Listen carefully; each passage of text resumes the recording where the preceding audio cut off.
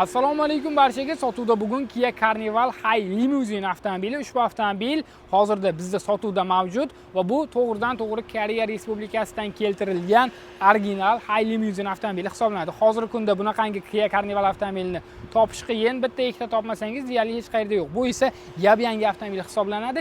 Videoni oxirigacha ko'rsangiz, ichki qism, tashqi qismlarini ko'rsatib, sizga narxini ham aytib o'tamiz. Kia Carnival avtomobili ko'rganingizdek yap-yangi holatda, g'ildiraklariga ham ahamiyat bering. O'zini g'ildiraklari Continentaldan qo'yilgan bu yerda 19 dyumli disk hamda g'ildiraklar. Old ko'rinishiga ham ahamiyat bering, juda ham chiroyli. Bu avtomobil bilasiz, restoringa yuz tutgan, hozirgisi nisbatan Kia Sorento'ga o'xshash qilib ishlab chiqarilgan. Bundan menimcha bu ko'rinishdagisi chiroyliroq deb hisoblayman. Tom qismida ko'ryapsiz, high limuzinlarda bo'ladigan narsalar o'rnatilgan, zinnalari o'zida mavjud, eshiklarda kalitsiz kirish funksiyasi ham bor. Ichki qismini ham qarang. Juda ham chiroyli avtomobilimiz. Tablolarimiz hamma narsa to'liqligicha elektron, rullarimiz multi-rul.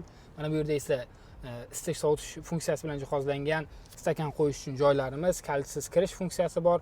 Bu yerda ikki bo'limga ajratilgan iqlim nazorat qilish bloki, o'rindiqlarda ham isitish sovutish funksiyalari, hamma narsasi bor avtomobilimizda va eng asosiysi to'liqligicha elektron tarzda ochiladigan orqa eshiklar.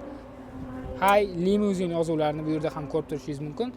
Kichkinagina nur yordamida yoritib ham turiladi. O'rindiq ko'ryapsiz, aynan suyanchiq qismi elektron tarzda boshqariladi. Oldiga, orqaga siz mexanik tarzda boshqarishingizga to'g'ri keladi. Televizorlar avtomobilimizda mavjud va mana tom qismini ko'rishingiz mumkin. Balandroq qilib ishlangan va to'liqligicha deflektorlar bilan jihozlab o'tilgan.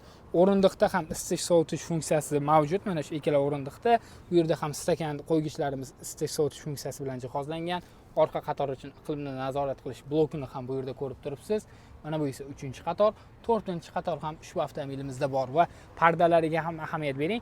Aynan High Limousine avtomobilda shunaqangi pardalar bo'ladi va originalda mana bunaqangi havoni tozalash funksiyasini bajaradigan jihozi bo'ladi. Bu esa aytib o'tganimizdek original Kia Carnival avtomobili hisoblanadi.